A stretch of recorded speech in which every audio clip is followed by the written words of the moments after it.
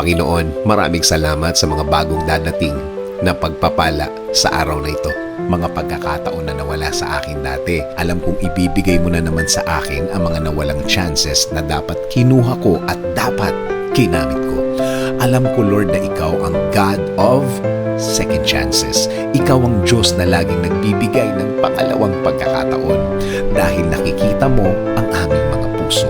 Alam namin na alam mong nagsasabi kami ng totoo. Alam namin na kaya mong i-check ang aming mga puso na kung ano ang laman nito.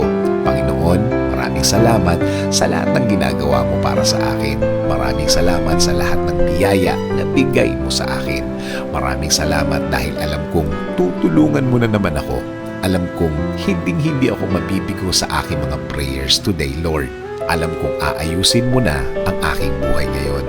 Alam kong darating na ang mga solusyon sa aking mga problema ngayon. At alam kong kapag sa'yo nanggaling ang solusyon, hindi na ito manganganak pa o madaragdagan pa ng mga problema ulit.